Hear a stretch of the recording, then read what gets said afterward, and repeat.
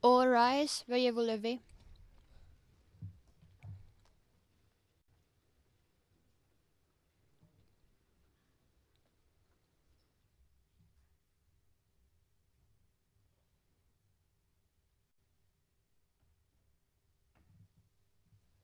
Please be seated, veuillez vous asseoir.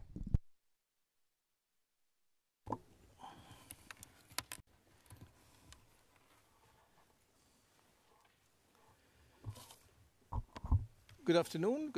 Le président. Bonjour, bonjour à vous, monsieur le professeur.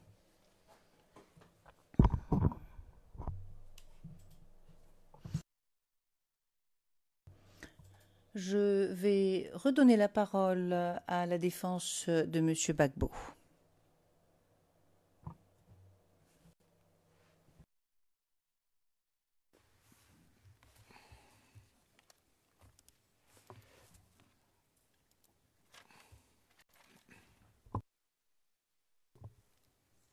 Can we also have an Le président, est-ce que vous pourriez nous donner une estimation de la durée de votre contre-interrogatoire, Maître Rocher? Quelques minutes, me semble-t-il.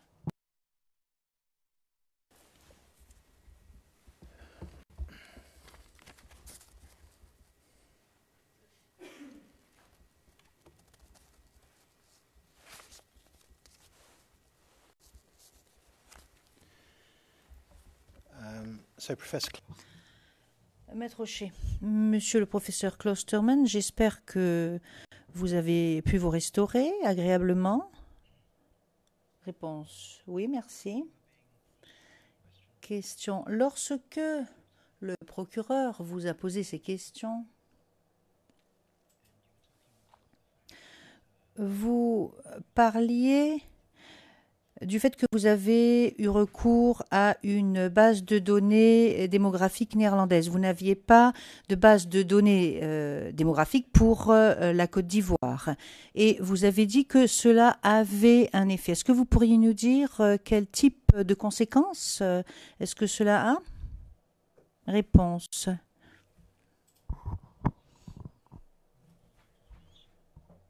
cela vous donne un coefficient de vraisemblance différent qui, je suppose, sera assez proche de celui que je vous ai indiqué parce que nous voyons des différences entre les fréquences d'allèles entre les différentes populations, mais ces différences ne sont pas si importantes que cela vous donne des différences importantes des calculs de coefficient de vraisemblance. Mais il y a certes un impact ou un effet. Question. Et alors, si vous aviez eu une base de données Côte d'Ivoire, l'attente que vous aviez à savoir que les résultats seraient assez semblables, cela reste une hypothèse, n'est-ce pas? Réponse: oui, mais c'est impossible d'avoir une base de données pour la Côte d'Ivoire parce que cela n'existe pas. Ça n'a pas été publié, mais il y a d'autres études de population qui ont été faites en Afrique et que l'on pourrait utiliser, en l'occurrence.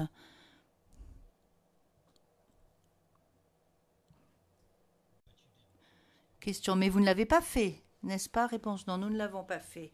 Mais nous avons indiqué de façon transparente quelles sont les populations que nous avons utilisées dans cet exemple.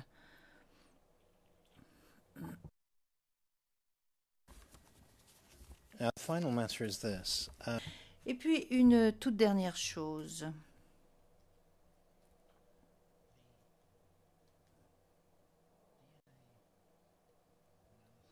L'analyse ADN qui est effectuée donne un résultat et les résultats obtenus suite à cette analyse, pourrais-je dire au sujet de ces résultats qu'ils sont limités? Et le résultat est limité à la question exclusive qui est comme suit. Est-ce qu'il existe un lien, une relation entre cet échantillon de la victime alléguée et cet échantillon du membre de la famille allégué. Vous ne pouvez pas aller au-delà de cela pour ce qui est de la conclusion. Vous devez vous en tenir à cette conclusion. C'est tout simplement une comparaison simple entre deux échantillons en réponse. C'est une comparaison électronique, non pas entre deux échantillons, parce qu'il y avait plus de corps. Et nous avions plus de profils de la part des échantillons de référence. Donc nous avons établi une comparaison électronique. Question non, je comprends très bien la question des échantillons de référence et je m'étais mal exprimée à ce sujet. Mais si vous prenez le paragraphe dans votre rapport CIVOTP 00843930 section 5, voici ce qui est indiqué.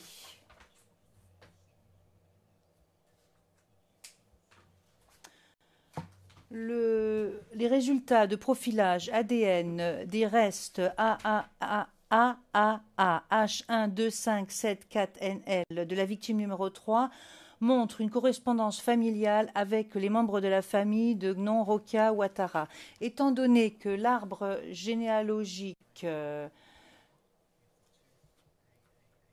les résultats de typage ADN sont plus que 1 milliard, à savoir 1 puissance 10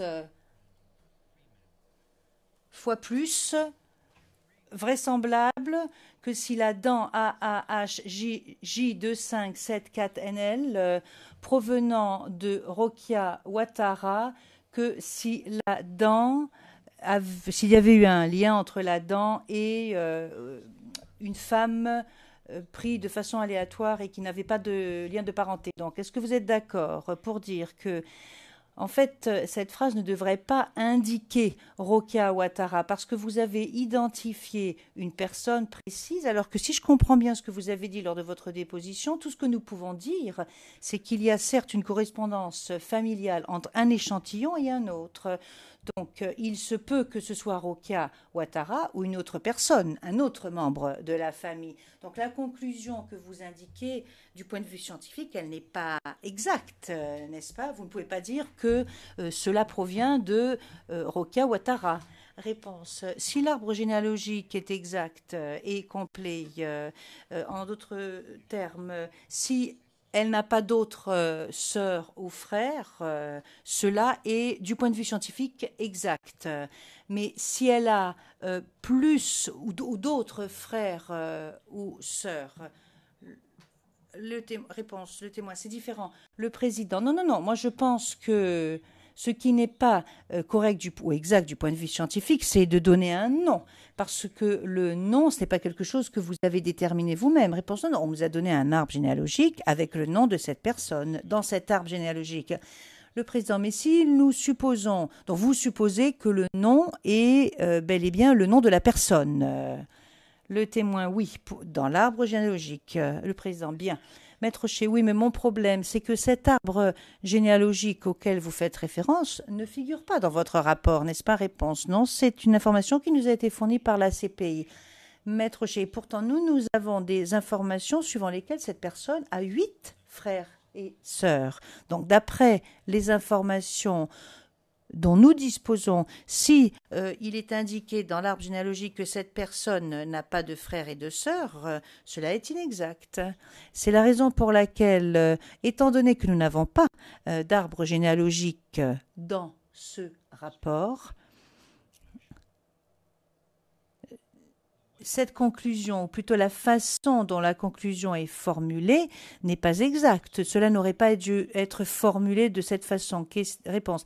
Si cette personne a d'autres frères et sœurs qui sont portés disparus, je ne peux pas faire la différence entre une fille ou une autre fille. Ça, c'est exact. Il en va de même si... en cas de catastrophe aérienne, par exemple, s'il y a des frères qui essaient de savoir quel est le profilage ADN, je ne peux pas dire quel est le frère, de quel frère il s'agit pour le profilage ADN. Question. Monsieur le professeur, je vous remercie de votre coopération. Réponse oui. Maître Rocher, voilà, je n'ai plus de questions à poser. Le témoin. Mais il y avait quelque chose qui n'avait pas été terminé. Il avait été question, avant la pause déjeuner, d'une question au sujet des profils ADN hommes et femmes.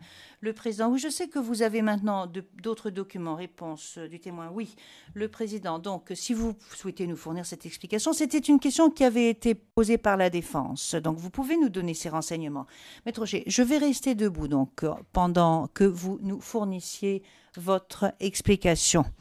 Réponse, oui, mais j'ai besoin d'une assistance.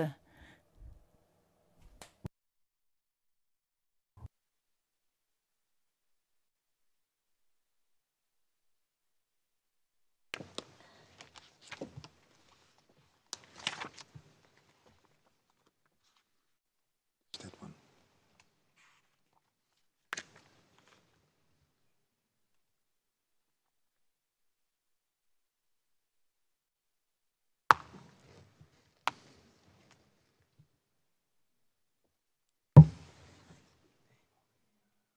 It's on Evidence Channel 2. Le président, c'est sur le pavé numéro 2.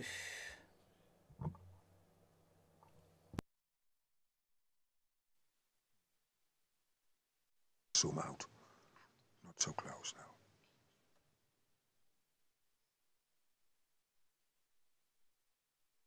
Yes, fine.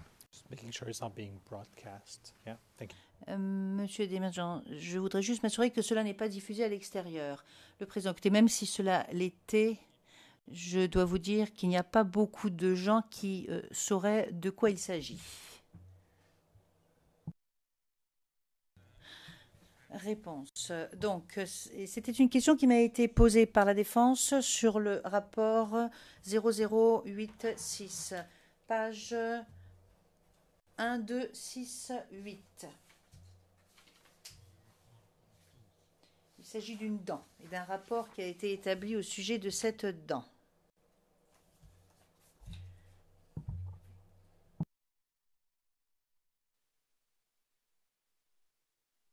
And on that page we report that.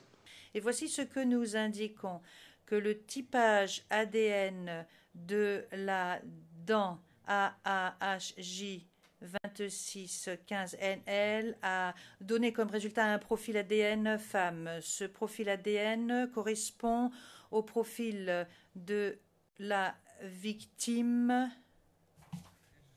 1. Donc il s'agit, donc la victime 1 AAHJ 2572. Donc là, vous avez le profil et vous avez également le genre du corps qui était non identifié. Le président, monsieur le professeur, vous pouvez également vous déplacer légèrement si vous le souhaitez, mais déplacer également le microphone, je pense que vous serez plus à l'aise. Le témoin, oui, merci. Nous voyons donc qu'il s'agit d'un homme, XY. Et dans ce rapport, à la page numéro 8, nous indiquons qu'il s'agit d'un profil ADN de femme, ce qui correspond à une erreur dans ce rapport. Cela n'a donc pas été bien indiqué et je vous présente mes excuses à ce sujet.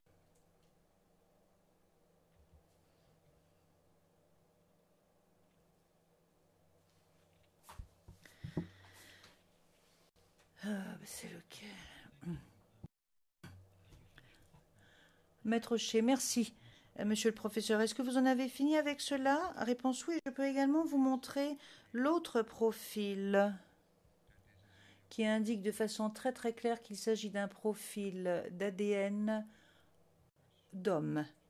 Monsieur Desmarais, est-ce que nous ne pourrions pas faire une capture d'écran? Est-ce que c'est possible? Le président, je suppose que cela devrait être possible. Est-ce que monsieur Desmarais, est-ce que vous pourriez le faire pour la première page? La greffière d'audience, c'est possible. Nous avons, ceci étant dit, quelques problèmes techniques, mais nous allons trouver une solution. Le président, donc du point de vue technique, c'est faisable. Réponse. Donc il s'agit de 2 hommes pour lesquels 2 profils ADN hommes avec correspondance. Le président, oui, le témoin. Un peu plus d'explications. Je vous dirais que vous avez donc locus chromosome 8 et ensuite vous avez le locus suivant. Cela est fait de façon électronique, donc il n'y a pas de possibilité d'erreur de retranscription.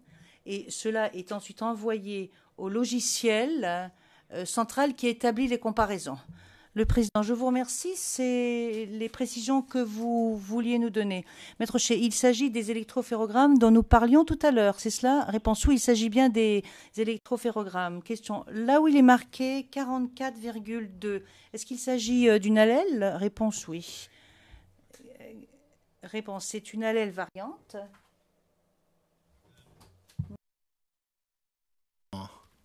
Second chart. C'est un allèle variante, mais c'est un allèle. Question. Et pour ce qui est du deuxième tableau, où est la référence? Le témoin. Il est fait référence à cet allèle.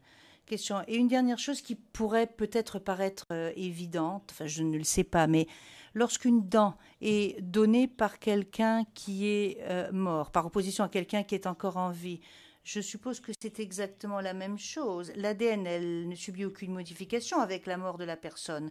Réponse non, il peut y avoir dégradation, par contre. Donc, dégradation à telle enseigne que vous ne pouvez plus l'analyser. Maître Rocher, merci. Je vous remercie.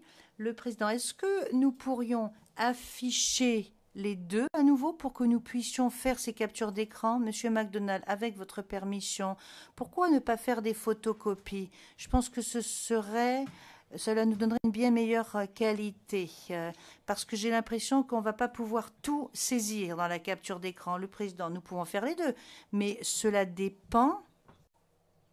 Enfin, je ne sais pas, est-ce que vous pouvez faire un zoom arrière pour que nous puissions avoir les deux tableaux?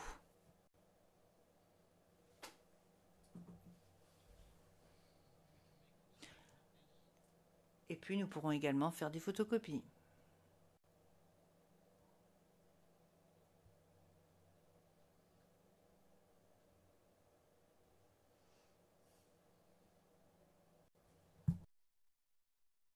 Excuse me. Switch off the mics.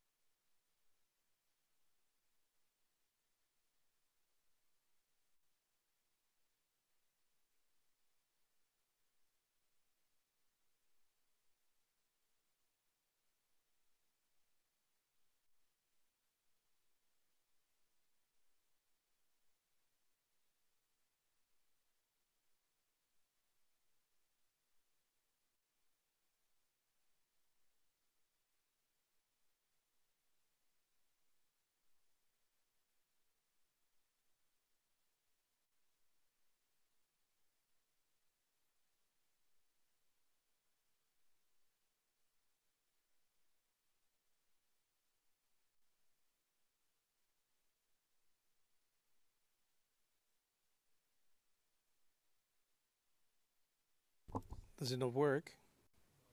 Le président, est-ce que cela ne fonctionne pas?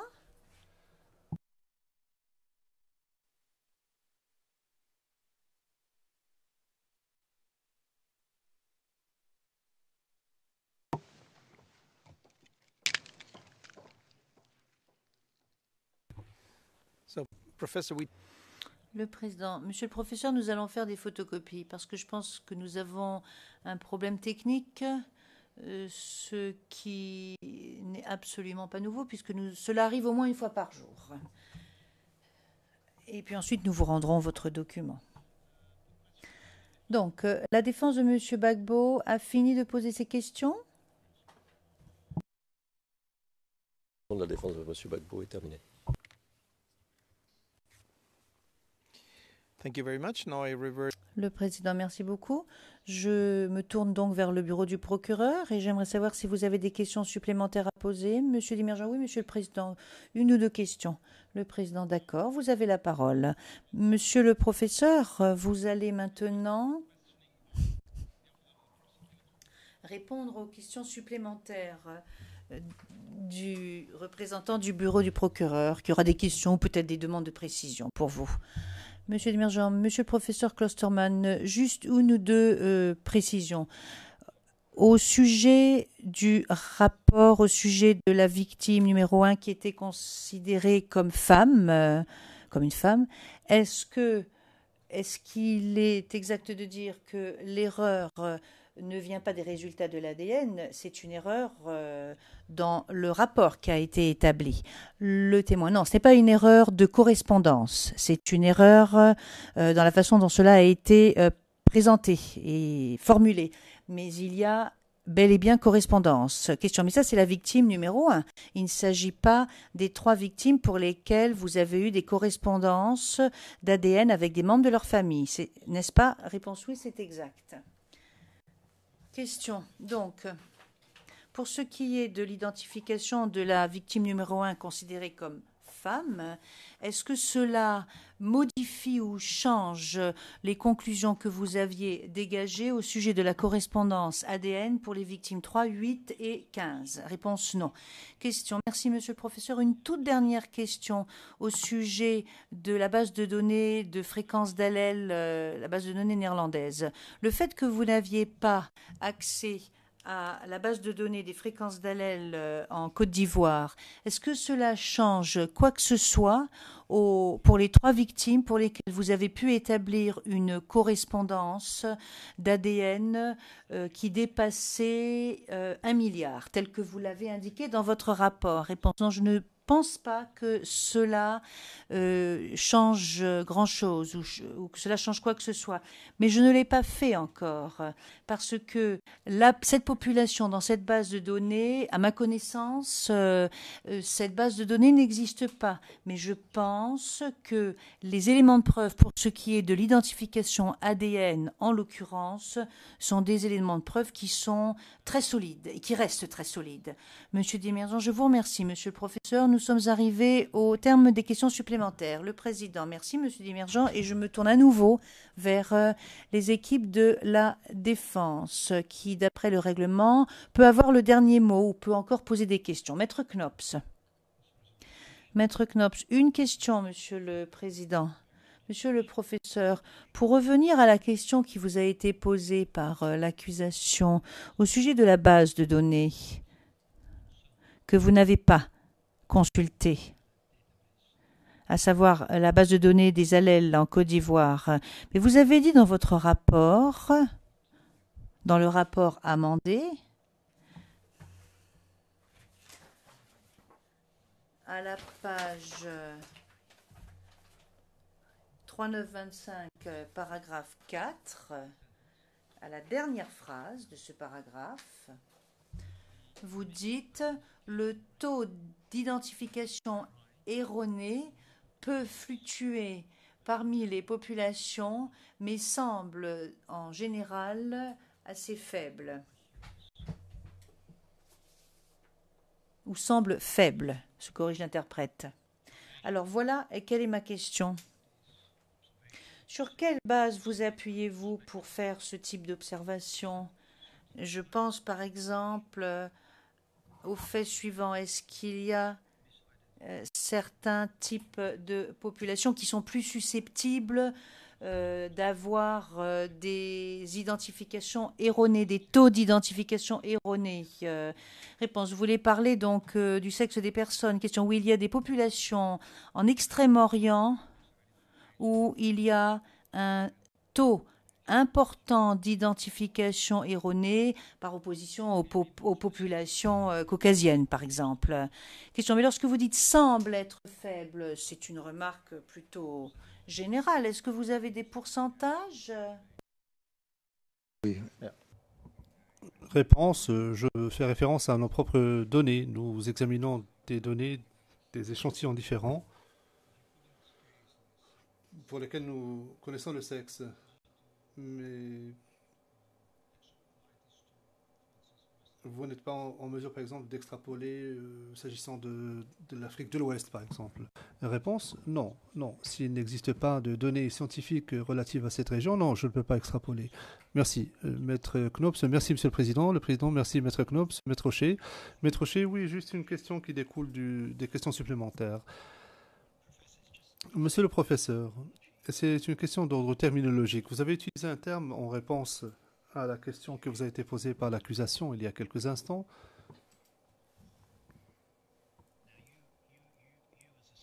Vous, en tant que scientifique, vous vous fondez sur des données et sur des faits. Alors, lorsque vous dites « je ne m'attends pas à ce que cela change, mais je ne l'ai pas fait parce que la population, les données relatives à la population n'existent pas dans cette base de données. Je ne suis pas sûr, mais je m'attends à ce que les éléments de preuve en l'espèce, les éléments de preuve relatifs à l'ADN, aux fins d'identification, sont forts et demeurent forts. En tant que scientifique, vous pouvez dire que les éléments de preuve fondés sur la base de données néerlandaise sont forts, ces éléments de preuve sont forts, mais en tant que scientifique, vous ne pouvez pas dire qu'elles resteront fortes, ces informations resteront fortes, puisque vous n'avez pas procédé à cet examen. Réponse. Oui, mais je n'ai pas encore vu de population dans le monde où ces marqueurs auxquels vous faites référence, les 15 Loki dont j'ai montré les résultats, ne sont pas variables. Tant qu'ils sont variables au sein d'une population, vous aurez un ratio très élevé. Surtout si vous avez des proches, des membres de la famille, et vous disposez de données ADN relatives à différents Loki. Question, je vous remercie. Le témoin. Cela n'a un effet que si tous les individus appartenant à cette population produisent le même résultat de typage, ce qui n'a jamais été vu jusqu'à présent. Maître Rocher, oui. Comme le fait que Newton n'a jamais été au courant de la théorie de la relativité. Monsieur MacDonald, c'est plutôt argumentatif. Le président, oui, on aurait pu s'en passer, mais bon. Merci beaucoup, monsieur le témoin. Ainsi s'achève votre expertise, votre témoignage en tant qu'expert devant cette chambre. Merci infiniment, monsieur le professeur, d'être venu. Le témoin, c'est moi qui vous remercie. Le président, je vous souhaite un bon voyage de retour chez vous. Ce n'est pas très loin. En général, nous souhaitons un bon retour aux témoins parce qu'ils ont une distance importante à parcourir.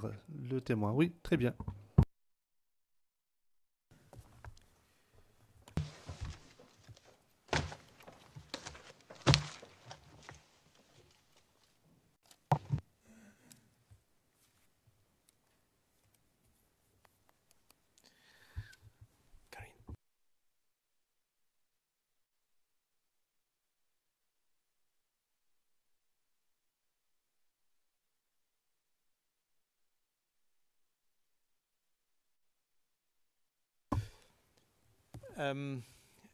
Le juge président. Nous avons donc achevé la déposition de ce témoin. Nous ne pouvons pas commencer la déposition du prochain en raison de la procédure de familiarisation. Nous ne pourrons commencer que demain avec le prochain témoin à 9h15. Mais avant de lever l'audience et reprendre demain à 9h15, je souhaitais vous parler du calendrier pour les prochaines semaines. Et je parle des semaines qui viendront d'ici aux vacances judiciaires.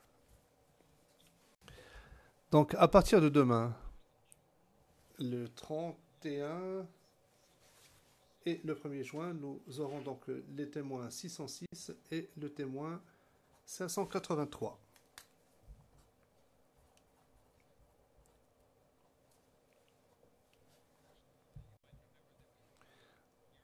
Rappelez-vous qu'il n'y aura pas d'audience le 2 juin et nous poursuivrons le 19. Nous reprendrons donc le 19 juin parce que nous n'avons plus de témoins. Avec le témoin 626, donc après les vacances. et le témoin 164.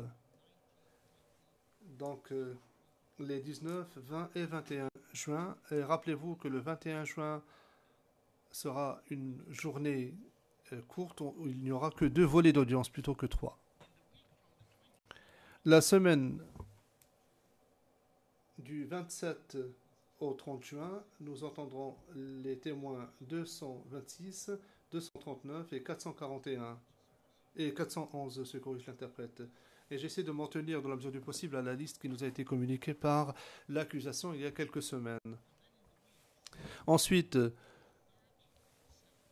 pendant la semaine, ou à partir de la semaine du 3 au 7 et du 10 au 14 juillet, nous entendrons les témoins suivants. 607 et 156. Nous essaierons, avec le concours de l'unité des victimes et des témoins, de les entendre de vive voix, ici même. Sinon, nous pourrons toujours recourir à une liaison vidéo, mais nous essaierons néanmoins de les faire venir ici. Ensuite, il y aura le témoin 87, le témoin 88, le témoin 172 et le témoin 237. Voilà donc ce qui nous attend d'ici aux vacances judiciaires de l'été.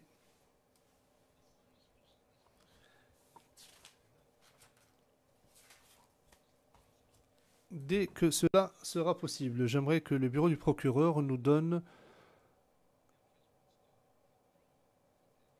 les pseudonymes des témoins qu'il souhaite retirer de sa liste de témoins, car cela aura à l'évidence un impact sur l'organisation du procès. Enfin, mercredi,